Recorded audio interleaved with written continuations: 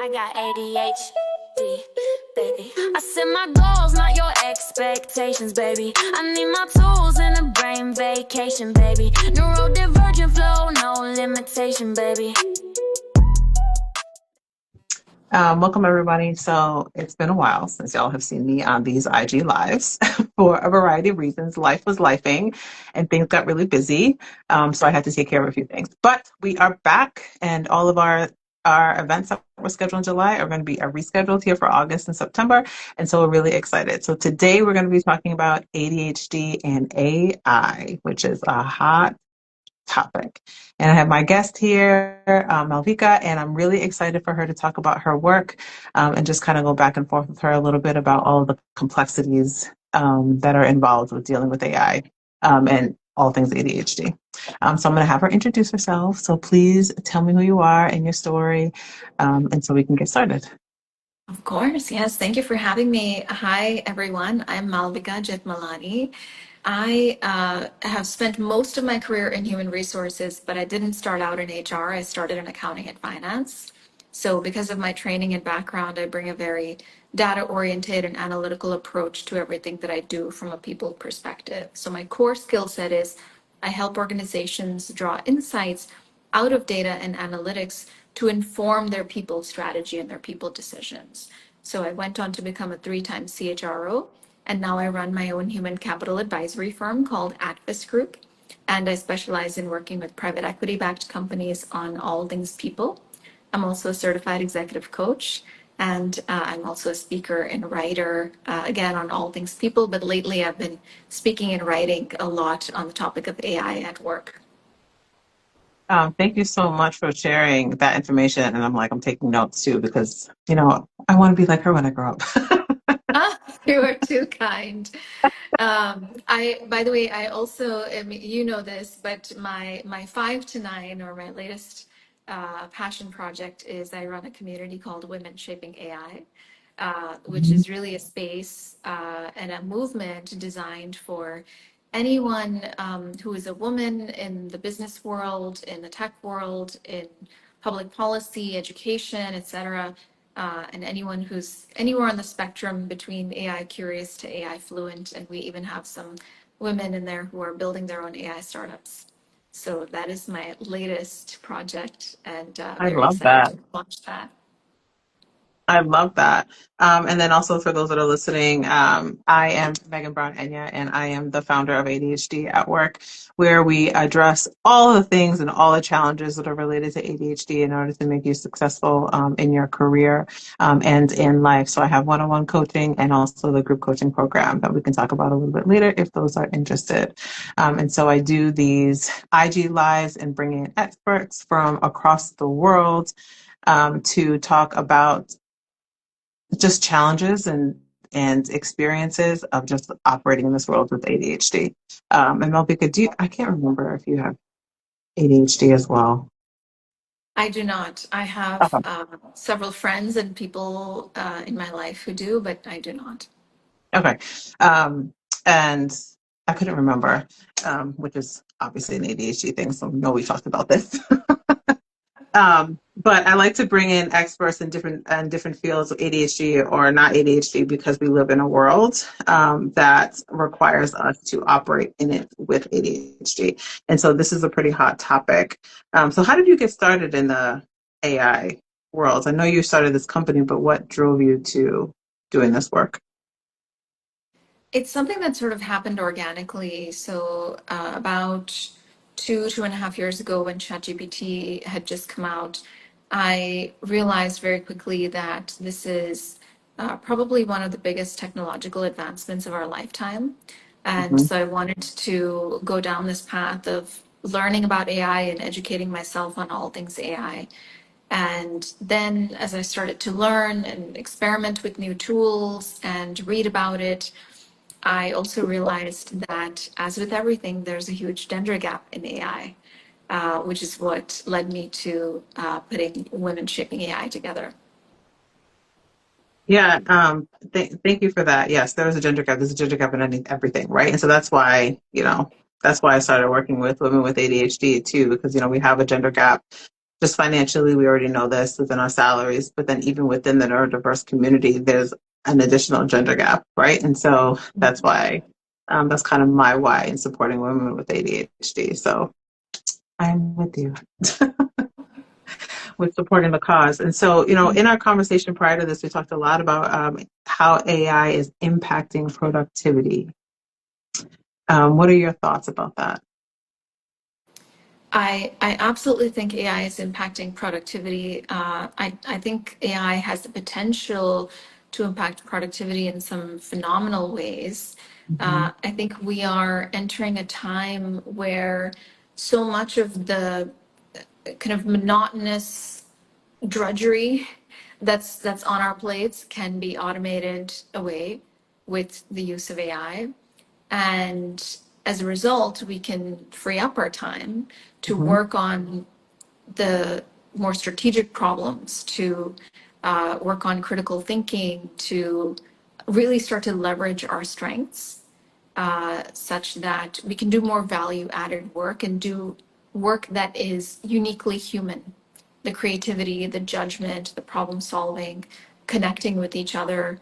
But I also think that if we are not careful, we if we are not careful in how we design work and workplaces, we can have the opposite impact on Mhm. productivity and possibly even cause more burnout issues in the workplace. Yeah, and I'm so glad that you had mentioned that. So, all of the boring tasks that our ADHD brains in particular do not love to do. Like, so nobody likes, I can't say that. That's not true because some people find some of those tasks really intriguing and interesting. And I believe that those people should be just doing those things, right? And so, but with ADHD, if there is something that just bores us to death, it's going to be really hard for us to start. And so, adding AI and utilizing AI to help support us doing some, or at least starting some of those boring tasks that we know that we have to do as a part of our job, it is extremely helpful with productivity. And tapping into that creativity, which is ADHDers tend to be super creative as well, and being able in a brain inspiring like this, and so being able to access and be able to spend a majority of our time in that space is really helpful for us. But that yes, it does. I feel like it does need to come with a warning label. Yes, um, and it can serve as a thinking partner, right? Your point about your brain firing on so many different levels, and you have so many ideas at any given time. And so where you would feel the need to go and vet an idea with a coworker or talk something through or whiteboard something, you can now use AI, at least as that first line of defense, to vet ideas and have mhm. it poke holes in your hypotheses and tell you what you might be missing and sharpen your thinking before you take it to others or take it to your team or into the world. Yeah, and that's that requires some level of skill set too, right? And so it's not just asking ChatGPT like give me the next 10 things that I should do on my to-do list, which also helps support with level of productivity, especially with ADHD and really having a hard time with the planning and organization. And so, and then being able to really prioritize the different tasks on our list. So going to ChatGPT or some other AI source and being like, okay, these are the 10,000 things that I need to get done. Help me prioritize that. So that is helpful. But then also saying, I have this really complex task or I have this really bright idea that I want to bring to the manager. However, to help with the impulse control so you're not blurting out all these new ideas in your meetings is going to AI like, okay, here's some ideas that I have. What is a really good way to present it? Or what are the holes, like you mentioned, in this idea? Here's some other things that are going on that could make it seem really complex. So yeah, so having that back and forth thought partner is helpful in a lot of ways. Absolutely. And it can help you influence people better, right? You can say in your example of, I want to take an idea to my manager, you can tell it, these are the things that my manager cares about, or these are Mhm. my manager's goals or objectives for the year. Help me explain to my manager how this idea that I'm proposing will enable them to meet their goals better, or help me connect the dots between this idea and what my manager cares about. And so it can get you to think from the other person's perspective. And I think that can be really powerful in terms of influencing people, and even as a leader, inspiring confidence in your team. Hmm. Yeah, it's that getting into the other person's brain and how they work and how they're going to receive that information, right? And so, Mm-hmm. and that definitely can work both ways, both on the leadership side and on the employee side.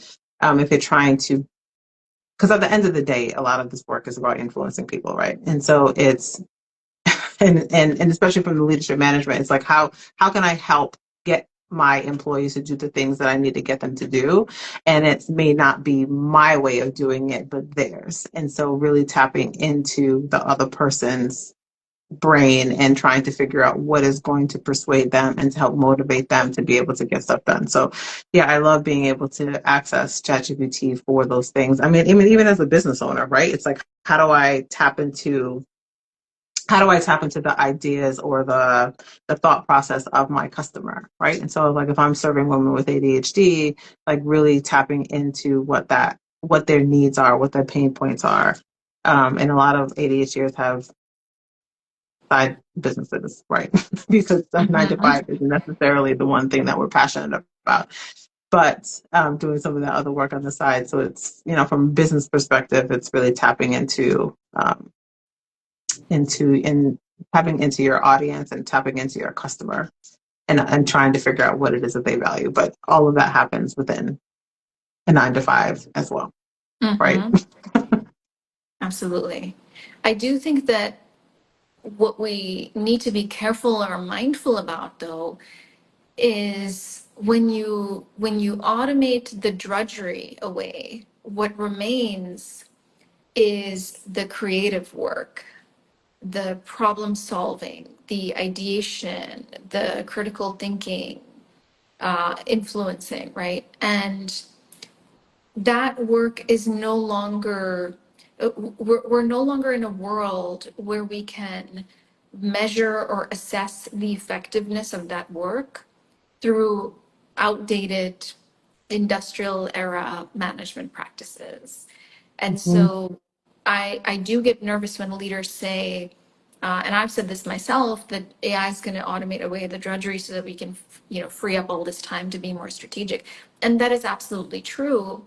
But to the extent that there are leaders on this live and listening to us, I want to really underline the point of, we know from Cal Newport's deep work research that humans can only do about 4 to 5 hours of deep work every day. Mhm. And outside of that time frame, our brain kind of starts to, you can focus on other, monotonous things. You might, be able to do an expense report at the end of a 70-hour work week, but at some point your capacity to do strategic big picture thinking diminishes. And so what makes me nervous is when I hear leaders saying we're going to free up all this work, and then expecting that we're going to have people doing 8, 9, 10 hours of strategic thinking and strategic work every day.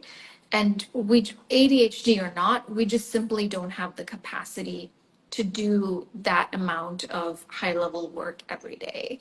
And so we have to start to think about, how do we embed some strategic slack into the Mhm. workplace?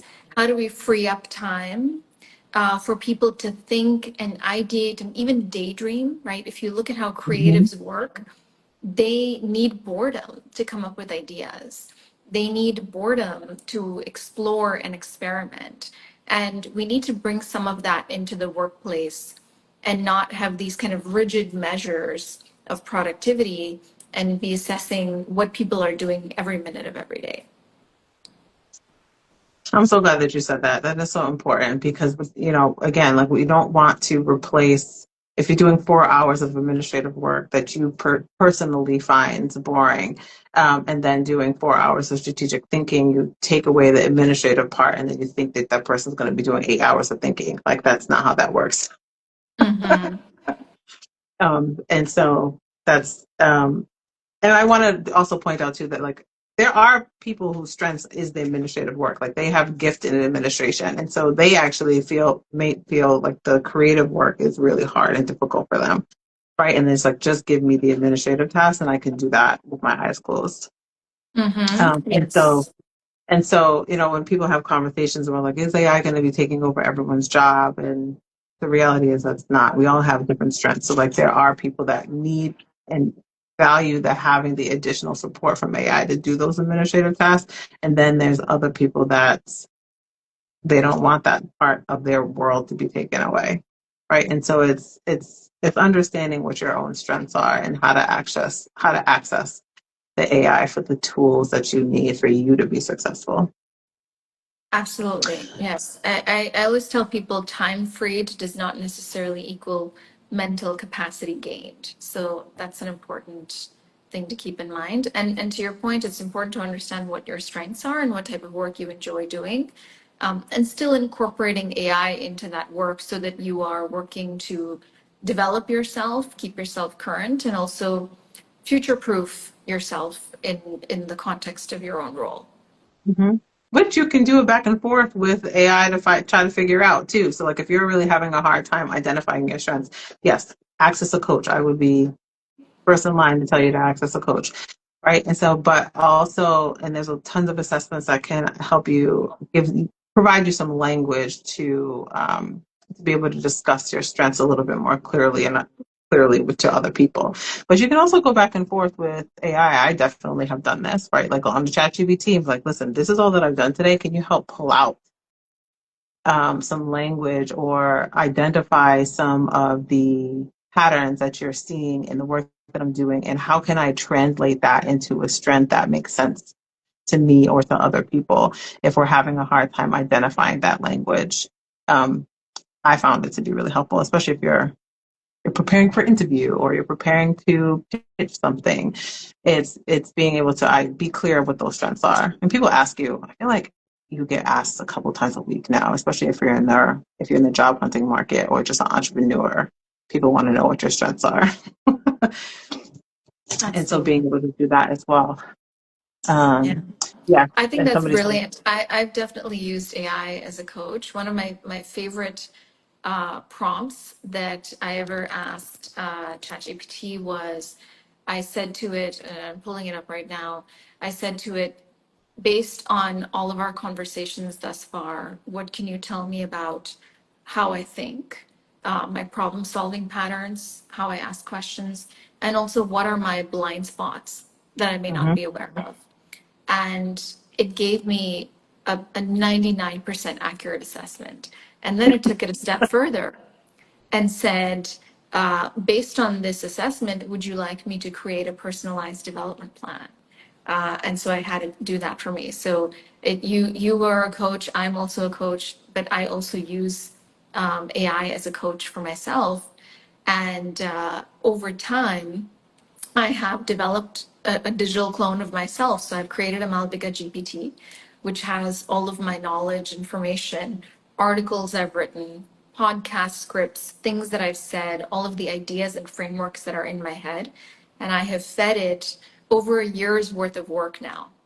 And so it thinks like me, it has the frameworks and mental models that I have in my head.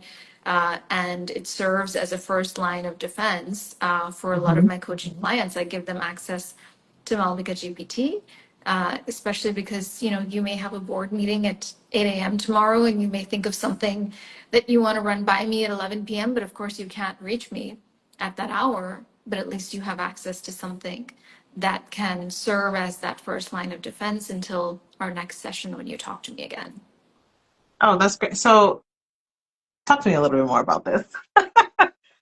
So you essentially have created your own ChatGPT that thinks like you, essentially, and then you give that access. You give your clients access to that.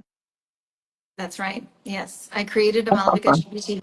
It's a custom GPT, so I fed it all of the documents. The hard part was not creating the GPT. The hard part was codifying all of my knowledge. Hmm. So I fed it over a year's worth of articles I've written, things I've said on podcasts, etc.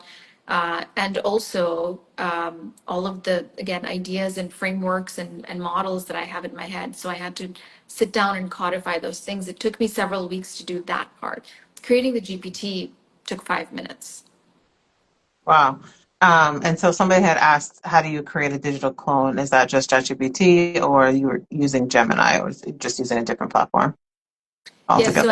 I use ChatGPT. I have the Plus subscription, ChatGPT Plus, and so I created. It's a custom GPT. The important thing about a custom GPT though is you have to continue to update it. Otherwise, you can have kind of model drift or language drift. So you want to make sure that the information is up to date because there are things that I wrote a year and a half ago that might already be outdated. And so I continue to update it.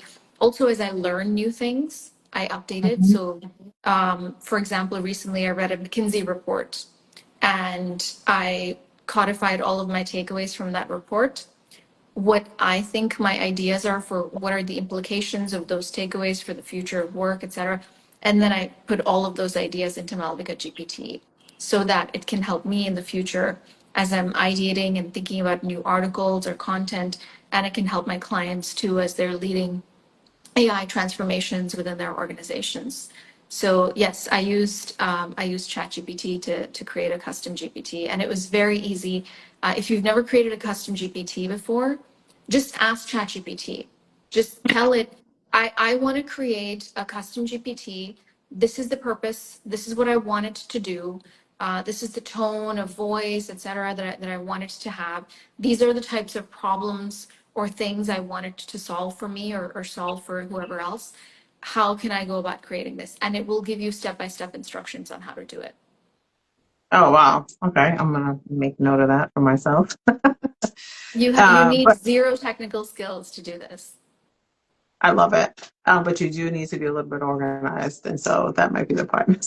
That's right. The and then I want to say this, don't you also use a video clone of yourself too, or did I make that up? I do, yeah. Good memory. I do have a digital avatar which creates like video messages and training videos, etc., for my clients. So I use a tool called HeyGen, HeyGen, HeyGen. And again, zero technical skills required to use this tool. So what you do with HeyGen is there's a free option and then there's a paid option. I use the free option. The main, I think, difference is in the paid option when it generates your avatar videos, Hmm. you can remove the HeyGen logo and Okay. maybe even add your own logo. I don't care about the HeyGen logo being on there, so I leave it. I use the free option. So the way it works is you create an account, you record a video of yourself. It only needs 30 seconds of footage. You can record a video of yourself saying whatever, reading an article, introducing yourself. And then it takes that 30 seconds of video footage that you recorded and it creates a digital avatar of you. And then next time you want to create a video, for example, if you want to post a reel or something or a video on LinkedIn for your followers, you can just type in a script and it'll spit out a video of you saying that script without you having to record something new, and you get 300 looks in the free version. So you can record 300 of those little 30-second videos. So you can have different outfits, different backgrounds. You can even record a video walking or standing up, depending on what type of video you want to create. So there's lots of options. Again, zero technical skills required. And it is truly one of my favorite tools. I've created training videos for clients using this video avatar. I've created LinkedIn videos. If you go on my LinkedIn, you'll see some avatar videos and you can see for yourself the quality is fantastic. Yeah, I need to do that as well.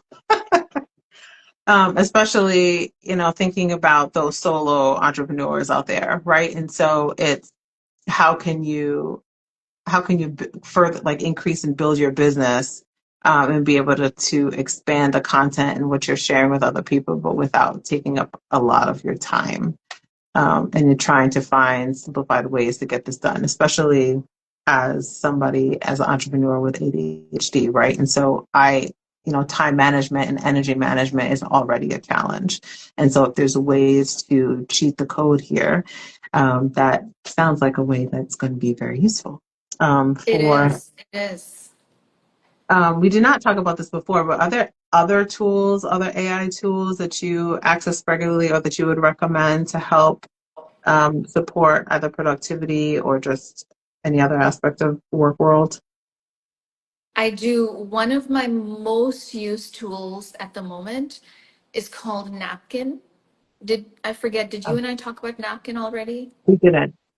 So it's napkin.ai.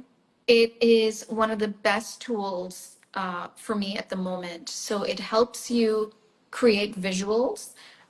So Napkin takes text. You can type in whatever text you want. And based on that text, it will generate visuals that you can use in a PowerPoint, in a flyer, in a PDF, etc. I almost never create PowerPoints anymore without using Napkin. And a PowerPoint that would have taken me 7 to 8 hours to create in the Mhm. past will now only take me about an hour, maybe 2 hours maximum. And it will let you export the visuals that it creates into a PowerPoint, into a PDF. And then, of course, you can edit them, use your color scheme, make them bigger, smaller, etc. So Napkin is one of my most used tools, and I highly recommend it, and it's free. Nice. Uh, And Another yeah, tool I use a lot, yeah, go ahead. no, go ahead. Another tool I use a lot is Notebook LM. So I do use Notebook LM a lot to summarize documents. So, for example, recently the World Economic Forum released a report that was 300 pages long, and I did not have time to read it during the week. I read it over the weekend, but during the week I just needed some quick insights because I wanted to talk to someone about it. And so I put it into Notebook LM. It gave me the key takeaways. And then you Mhm. can also ask Notebook LM questions about the report. Uh, what was the research methodology used? What are some gaps that you find in the report? What additional information have I not asked you about that would be interesting to learn about from this report? What data can you tell me about? What data can you give me about Denmark from having read this report? So you can have a conversation with the report and ask it questions. And it's like having a coffee chat with the researchers and the writers and the Mhm. editors of the report, right? So it's a very, very interesting tool.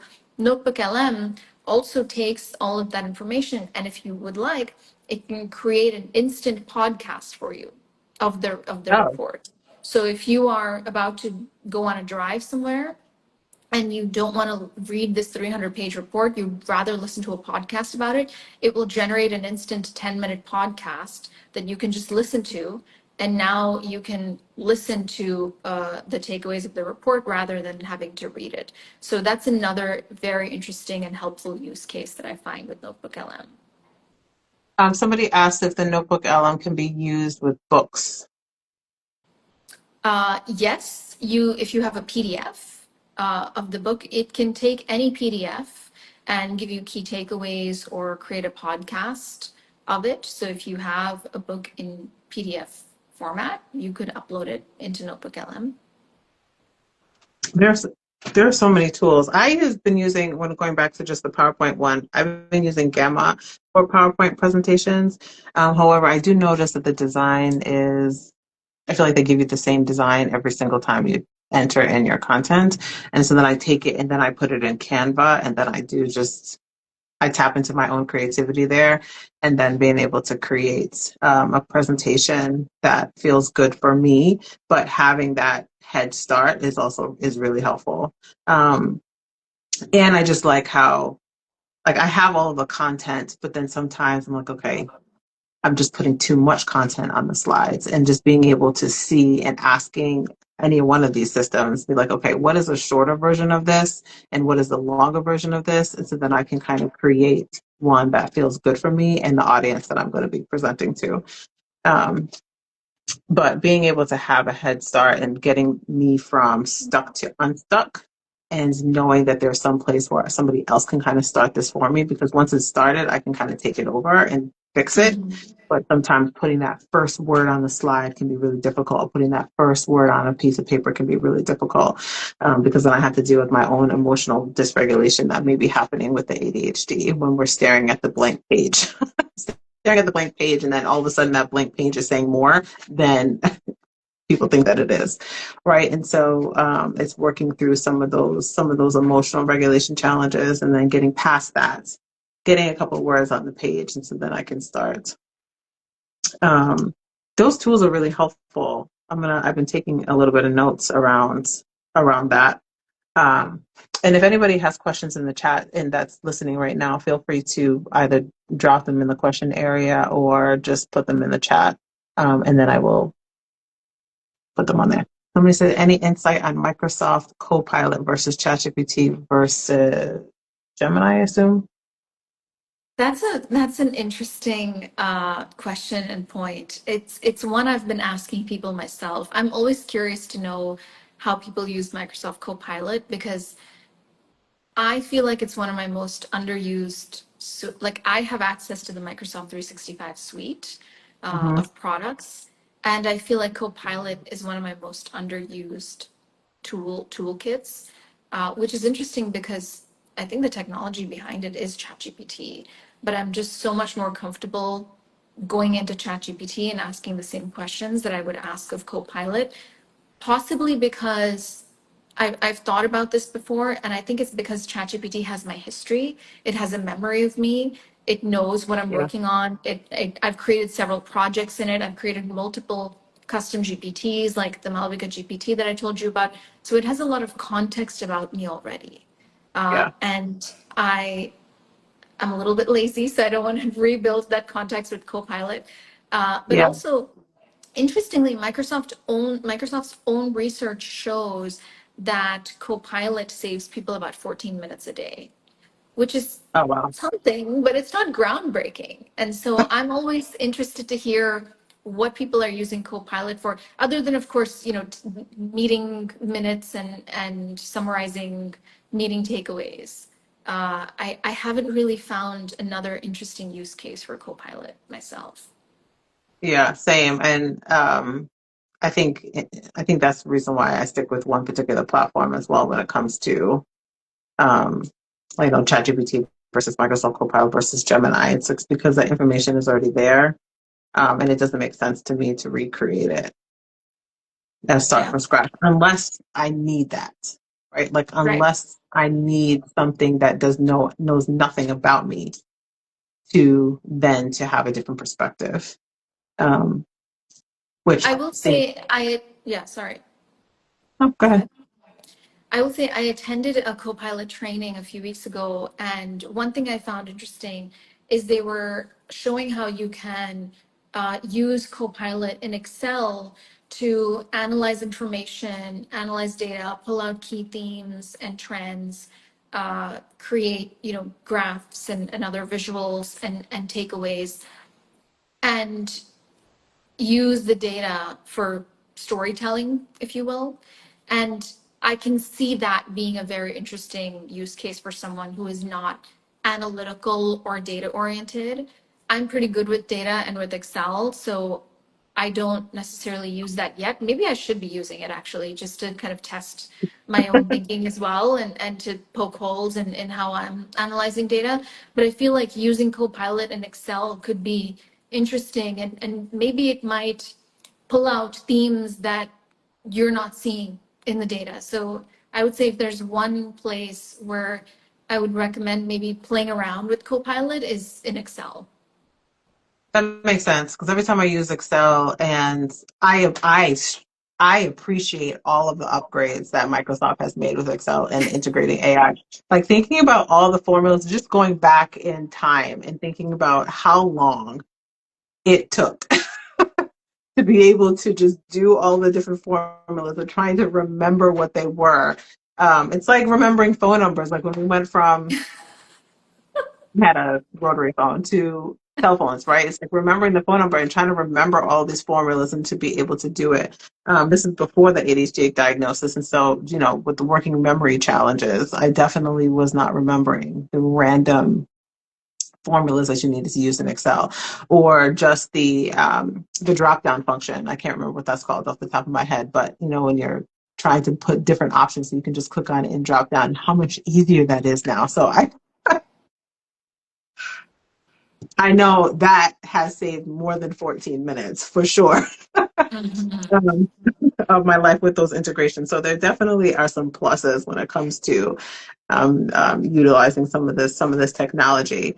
But something else that we had talked about prior to this call was like the AI and the relationship that people are developing, and Yeah. how like building these strong emotional connections with AI, and how that can be problematic in a number of ways. But it's also helping people also at the same time. I don't know. It definitely feels like a more controversial topic right now around the emotional connections that are happening, and especially with and oversharing sometimes. And ADHDers can tend to um, overshare with everyone. And so, what does that look like when you're oversharing with AI, and how is that information being used by some of these other companies? But then also just this emotional connection that people are developing with ChatGPT. Do you have any thoughts about that?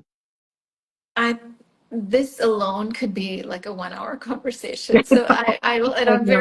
I have a lot of opinions on this topic. So I will try to be concise in my response.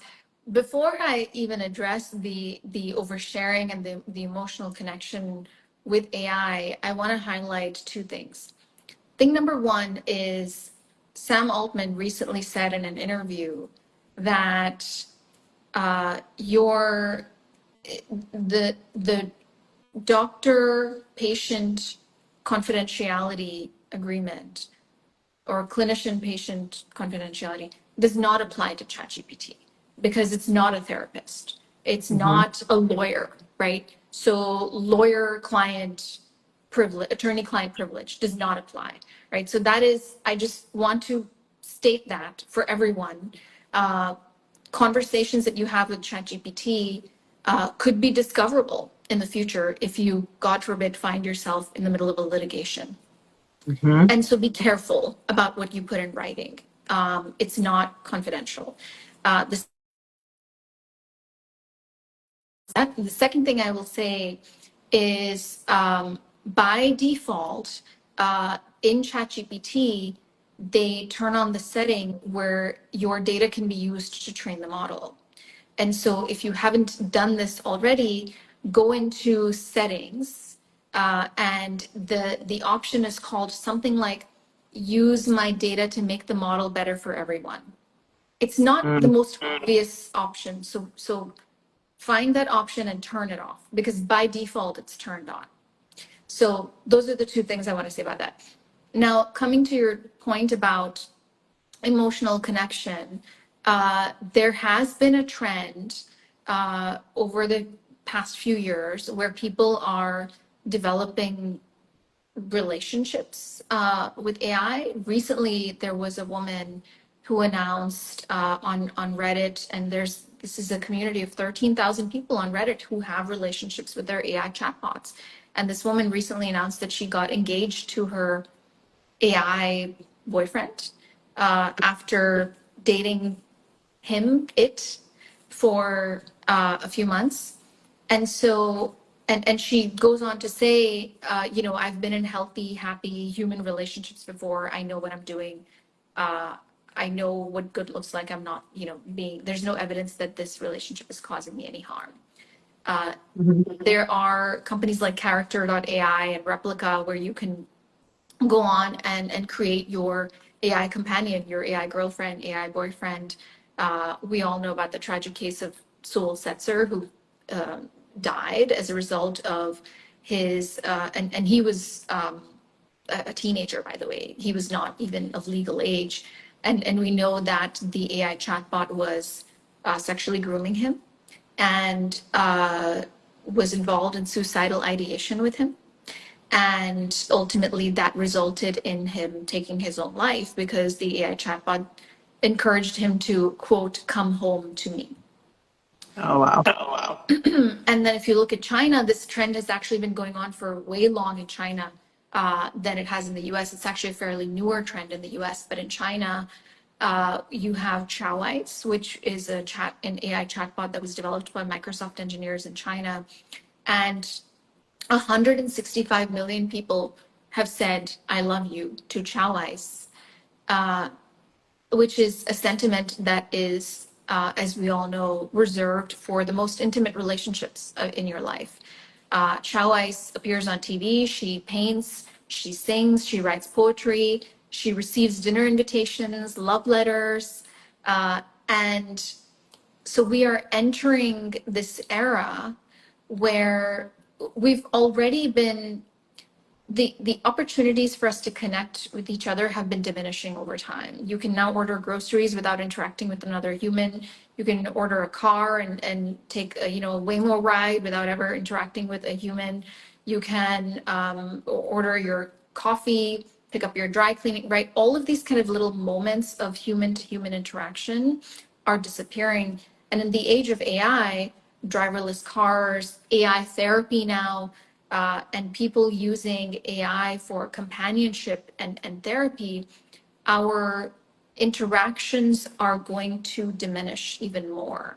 And so, on the Yeah. one hand, the experts say, loneliness is a global crisis. The Surgeon General declared it a public health crisis, I think in 2023. And so, therefore, we are helping to combat this problem of loneliness and depression and anxiety, et cetera, with these chatbots. And millions of people in China and the US and other parts of the world claim that when they talk to their AI chatbots, and some people, even with ChatGPT, claim that this is the first time that they're actually feeling heard and seen and understood. And so, on the one hand, people claim we are combating this problem of loneliness. On the other hand, in the long run, it might actually exacerbate the problem of isolation and loneliness. Because when you think about an AI human relationship, you're not, ChatGPT is not telling you when you're wrong. It's not, your AI chatbot is not setting boundaries. It's not telling you no. And a lot of people, ethicists also worry that we're treating an entire generation of men to dehumanize women for sport because AI girlfriends are much more popular than AI boyfriends, which doesn't surprise me. But part of it is that these AI girlfriends cannot say no, they cannot set boundaries. And in a natural kind of human to human relationship, you would have natural friction. You would Hmm. need to be open to dissenting points of view. You would have arguments, you would have disagreements, you would have discord. You don't have that in an AI human relationship. And so are we training an entire generation of people to think that a good relationship equals that you will agree with me all the time and just do whatever I want you to do, which further atrophies our ability to connect with other humans. And so I think this is one of the biggest ethical questions of our time. I don't even know what to say in response to that. I know. I told you I could talk about this for an hour and it still won't be enough, this one topic alone. I just, when it comes back down to like the ADHD part and just in knowing that ADHD doesn't come alone and thinking about the depression and the anxiety that we all experience in this side of the world is and then knowing that this is available, it just feels it's concerning, I guess is the first word that comes to mind. Because it is very easy to be isolated. It's very easy to fall into that depression. And if you because in one case, like if it's helping you and it's supporting you and it's getting you out of those those particular feelings and helping you work through some emotional regulation, dysregulation that you may be experiencing. That's great. But then if you're now in a position where you're sending this AI chat bot all of this money, or valuing it a little bit more than the people around you, then it can be worrisome, right? And so, yes, I agree. Is the one the most serious ethical um, dilemmas of this generation and this century. And it's going to be very interesting to see how, the upcoming generations, what are we in? Generation Alpha, I think, Mm-hmm.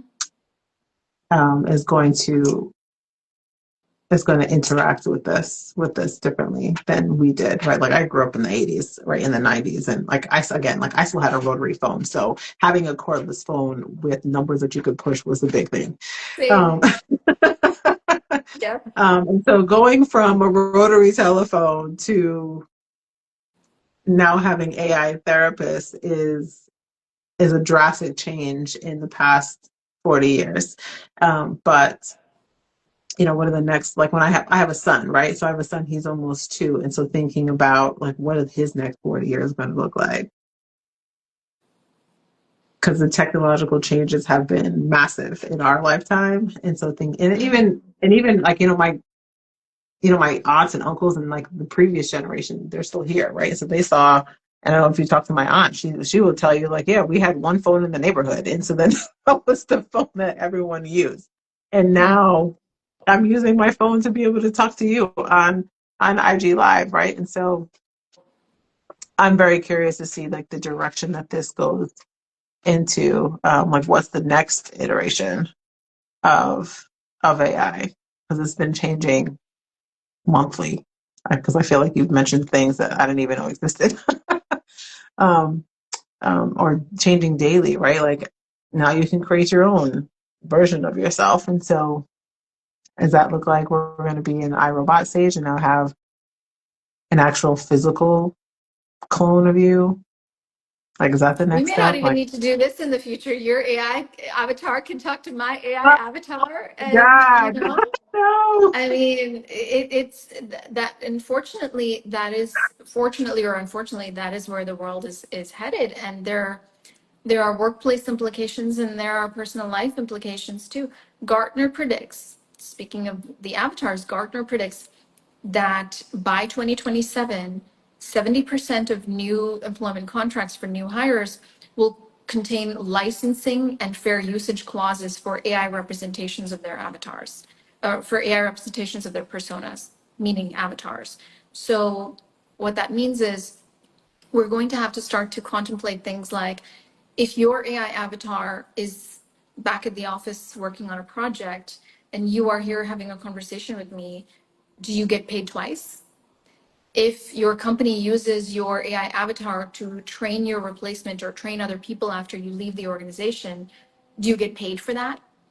Or what if your company uses your AI avatar or the AI representation of your persona to say something that you would never ever say? How do you handle that? What does the recourse look like? And so we're going to have to start thinking about these things from an employment law perspective and in terms of how we design work and workplaces. And then when you think about personal life, you mentioned your son and Gen Alpha. This is the first generation of humans that does not know a world where machines don't talk back to them and interact with them. And this is the first generation of humans that will grow up having relationships with machines. And so, how do you parent in a world like that? What type of values do you inculcate? And how do you ask the hard ethical questions such that you embed the empathy, the human connection, the judgment, the creativity, the Mhm. stuff that makes us genuinely human when humanity itself, humanness itself is in question, right? Like when you can start having relationships with AI, something Mhm. that was truly reserved for humans only. And when AI can emulate empathy to that level, then what makes us human? And what is the purpose of being human? Again, I don't know how to respond to that. I don't think anyone does. I don't think anyone does. I think these are some of the most important questions of our times. And I think these are things that philosophers and ethicists are now grappling with because this stuff has moved so fast that nobody expected us to.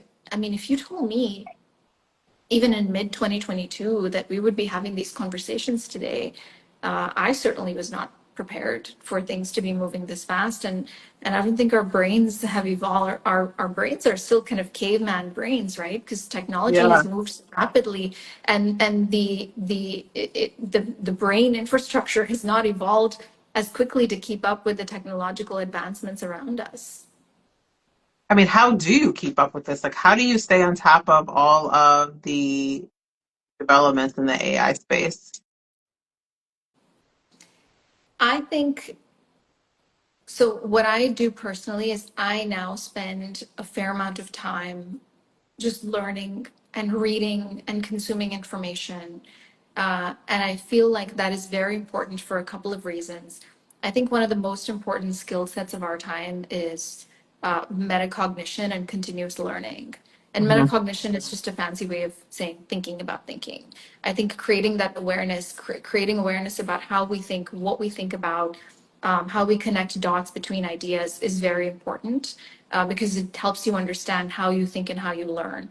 And then Hmm. cultivating habits around continuous learning, I think, is very important because 5 years ago it was a pandemic, and then it's been climate disasters, and then there was social unrest and geopolitical tension and wars, and now it's AI, and tomorrow it might be something else, and we don't know what that something else is, and we don't know what trajectory AI is going to take either, and what our world is going to look like when your son goes to high school, for example.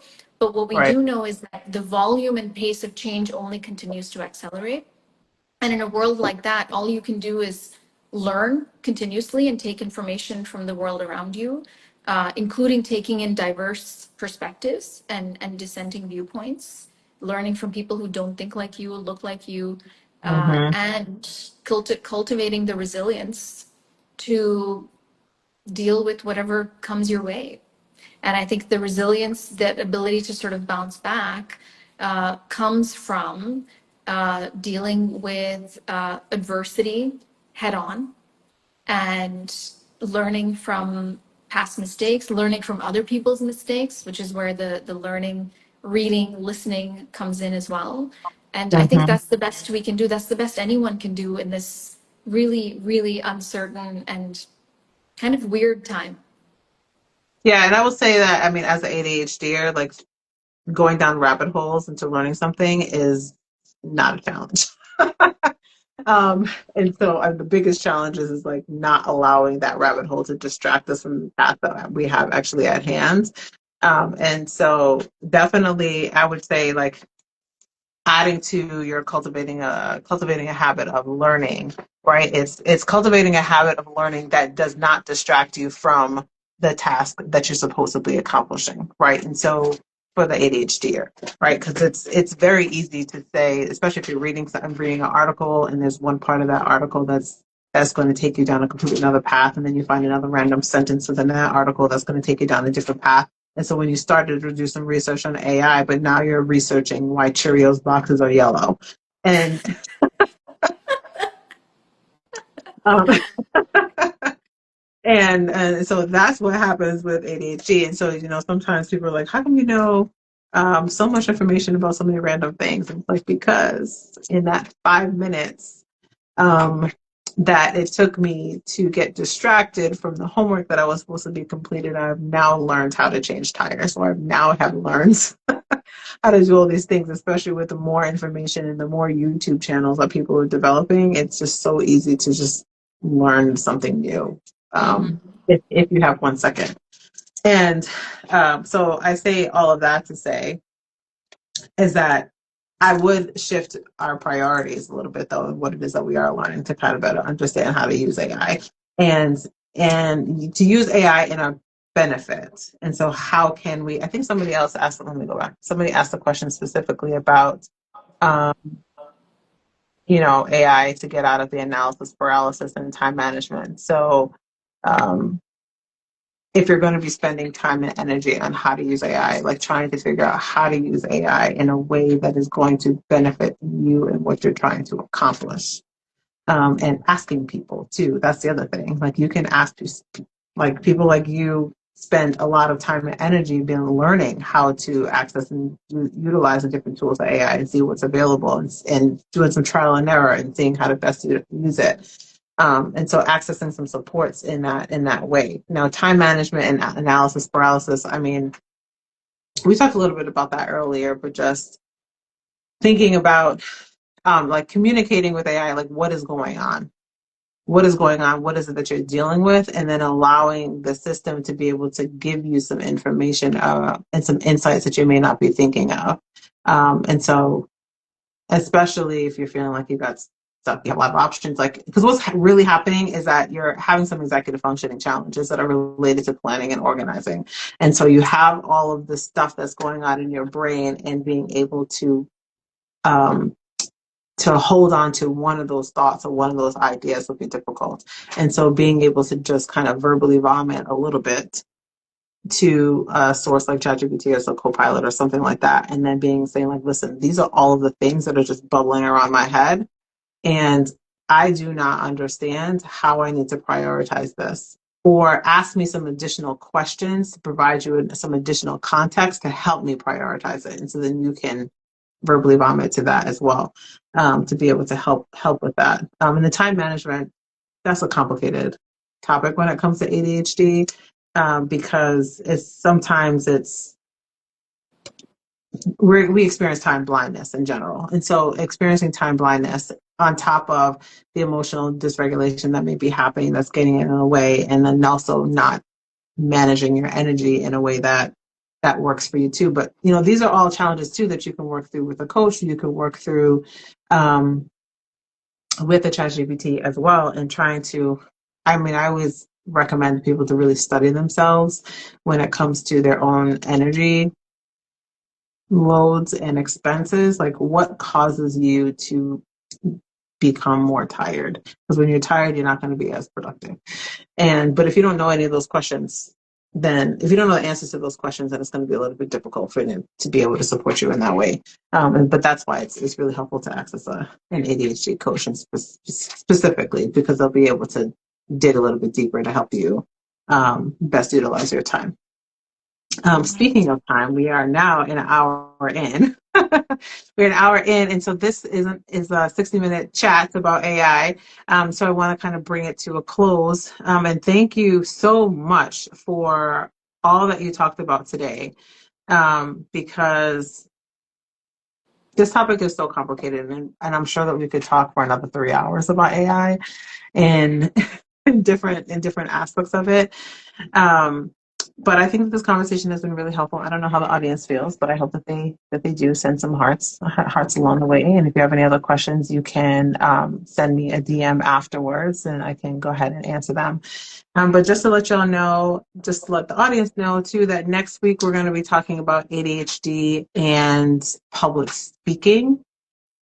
And then later on, either this month or next month, we're going to be dealing with just working at universities with ADHD and what that looks like.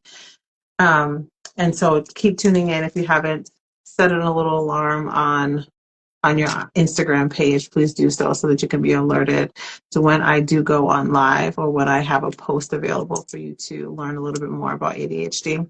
But Malvika, thank you so much for coming today. I really appreciate your insights, and I'm definitely going to try some of these tools that you recommended as well. Do you have any other thoughts that you want to share before we sign off? I would just say, if you haven't started to experiment with AI, just start somewhere. Ask AI, this is what I do. These are the challenges that I'm dealing with. How can you help me? And use it as a thinking partner. So don't be afraid to experiment. Whether we like it or not, it's going to be embedded into every aspect of our work and our lives in the future. So the quicker we start to experiment with it and get comfortable using AI, the quicker we'll be able to future proof ourselves. Mhm. And the other thing I would say is use AI to automate some of the drudgery away so that you can bring the human back into the human aspects of your work. But thank you so much for having me. This was a fantastic conversation. I had fun with this. Same. And then also with Women with Shaping AI, are you enrolling anybody into your program or how does that work? I am, yes. If you want to learn more and or join the community, you can learn more at womenshapingai.com. And then if you want to learn more and follow me and read about my other work, you can either follow me on LinkedIn or go to atvisgroup.com. That's atvisgroup.com. Okay, perfect. And if you identify as a woman with ADHD and you want to access one-on-one coaching or group coaching, please send me a message and I will send you some information on how you can join our community. All right. Thank you so much. I will talk to you soon. Thank you for having me. Bye, Bye. everyone.